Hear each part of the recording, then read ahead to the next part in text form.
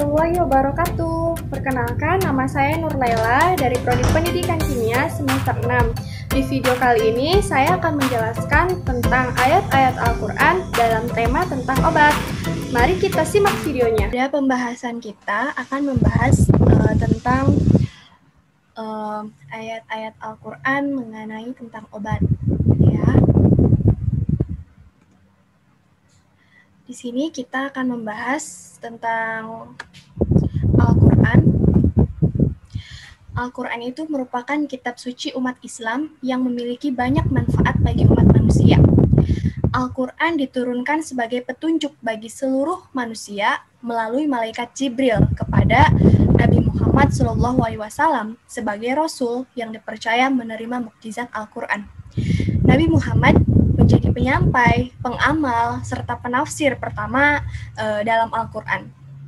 Al-Quran menurut bahasa, secara bahasa itu diambil dari kata waqoroni qur'ah yaqoro, yang berarti sesuatu yang dibaca. Arti ini mempunyai makna anjuran kepada umat Islam untuk membaca Al-Quran. Al-Quran menurut istilah adalah firman Allah yang disampaikan oleh malaikat Jibril dengan redaksi langsung dari Allah kepada Nabi Muhammad dan yang diterima oleh umat Islam dari generasi ke generasi tanpa ada perubahan. Lah, adapun sifat-sifat Al-Quran dapat dirujuk dalam firman Allah antara lain yang pertama, sifat Al-Burhan, yaitu bukti kebenaran, dan nur mubin, yaitu cahaya yang terang. Yang kedua adalah sifat asyifa atau obat, dan ar-rahmah, kasih sayang. Yang ketiga adalah sifat huda, al-huda, yaitu petunjuk. Yang keempat adalah sifat mau'izah atau nasihat. Nah, pada pembahasan kali ini kita akan membahas tentang obat atau asyifa. Di dalam Al-Quran itu disebutkan bahwa Al-Quran merupakan obat bagi penyakit yang ada di dalam dada manusia, ya, baik itu penyakit jasmani ataupun rohani. Nah, sebagaimana Allah Subhanahu wa taala berfirman, "Wa nunazzilu minal Qur'ani ma huwa syifaa'un wa rahmatul lil mu'minin." Yang artinya, dan kami turunkan Al-Quran sebagai penawar dan rahmat bagi orang-orang yang beriman. Quran Surat Al-Isra ayat 82. Nah, pembahasan kita kali ini yang pertama adalah macam-macam obat di dalam Al-Quran yang sudah Allah sebutkan di dalam Al-Quran, yaitu ada madu, yang kedua adalah minyak zaitun, yang ketiga adalah jahe, dan yang terakhir adalah kurma. Yang pertama itu adalah madu dalam Al-Quran surat An-Nahl ayat 68-69. Bunyinya, A'udzubillahi minasyaitonirrajim, Bismillahirrahmanirrahim.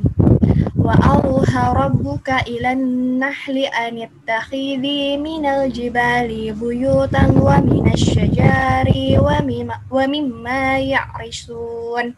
Summa kuli min kullis samarati fasluki subula rabbika dulu la yakhruju min butuniha syarabun muhtalful alwanuhu fihi shifaa'un linnasi in fi dzalika la yatallaqaumi yatafakkarun, yang artinya, dan Tuhanmu mewahyukan kepada lebah, buatlah sarang-sarang di bukit-bukit, di pohon-pohon kayu, dan di tempat-tempat yang dibuat manusia.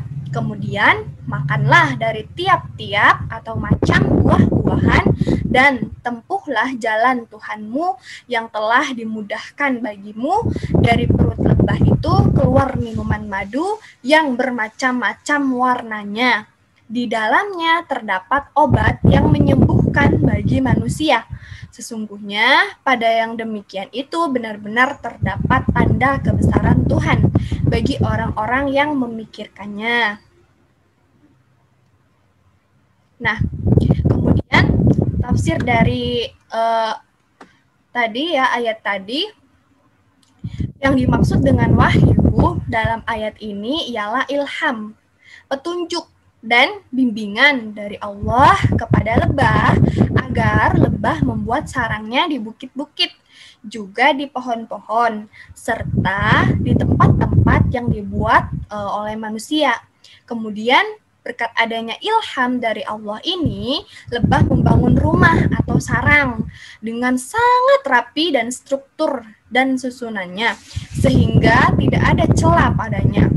Di dalam madu sendiri terdapat obat penawar yang mujarab bagi manusia untuk menyembuhkan berbagai jenis penyakit yang dialami oleh manusia.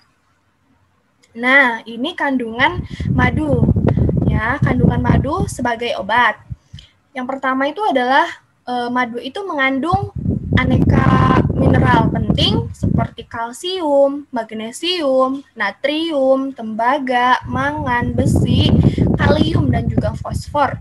Kemudian madu juga mengandung berbagai vitamin seperti vitamin B1, B2, vitamin K, dan vitamin C, serta beberapa enzim yang baik untuk melancarkan pencernaan.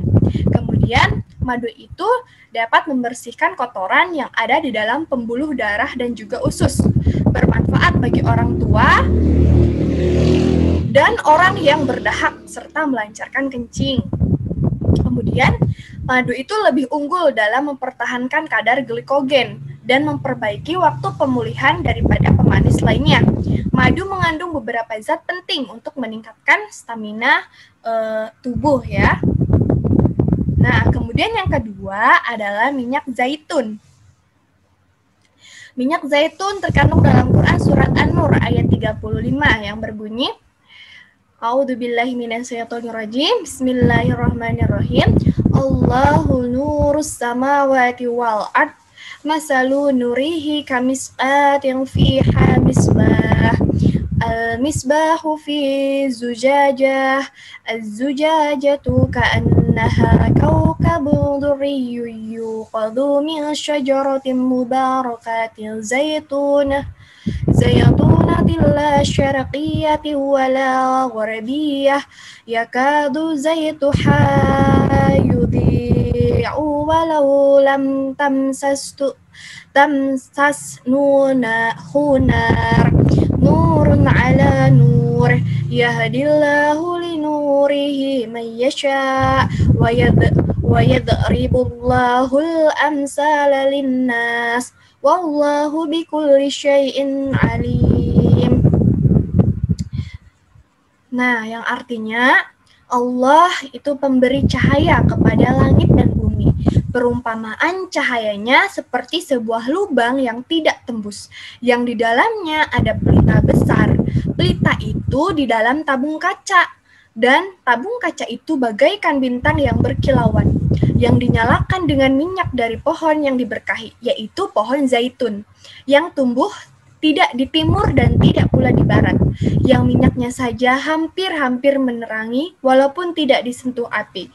Cahaya di atas cahaya berlapis-lapis. Allah memberi petunjuk kepada cahayanya bagi orang yang Dia kehendaki, dan Allah membuat perumpamaan-perumpamaan bagi manusia, dan Allah Maha mengetahui segala sesuatu. Baik, kandungan minyak zaitun sebagai obat di dalam Al-Quran disebutkan cairan yang berwarna ya. Cairan yang berwarna ini dia berwarna merah yang berasal dari buah zaitun yang keluar bersamaan saat diekstrak. Cairan merah ini ternyata mengandung zat antioksidan yaitu tanin polifenol, di mana tanin polifenol ini pembuluh darah serta jantung koroner. Hal ini karena minyak zaitun mengandung antioksidan dan vitamin E serta polifenol yang dapat mencegah oksidasi kolesterol jahat atau LDL, low density lipoprotein ya. Kemudian yang ketiga, mampu mengurangi tekanan darah tinggi. Hal ini dikarenakan minyak zaitun membuat nitrit oksida lebih aktif sehingga kapasitas pembuluh darah menjadi lebih luas dan juga bersih. Kemudian next ya. Sebentar.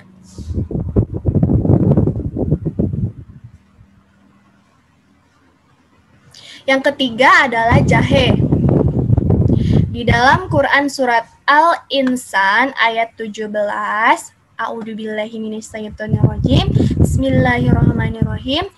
Wa yusqawna fiha ka'san kana mizajuha zanzabila. Yang artinya, di dalam surga itu mereka diberi minum segelas minuman yang campurannya adalah jahe. Nah, kandungan jahe sebagai obat. Yang pertama, membantu meringankan rasa sakit. Karena di dalam jahe itu kan kayak akan minyak atsiri yang mengandung komponen aktif gingerol. Pada pengidap osteoartritis atau rheumatoid arthritis, gingerol sendiri bekerja dengan cara menghambat pembentukan sitokin, inflamasi, dan juga berperan sebagai pembawa senyawa kimiawi dari sistem kekebalan tubuh. Kemudian yang kedua adalah meringankan nyeri otot. Jahe mengandung senyawa yang disebut dengan gingerol yang terbukti memiliki efek analgesik dan antiinflamasi. Kemudian yang ketiga, menenangkan sistem pencernaan.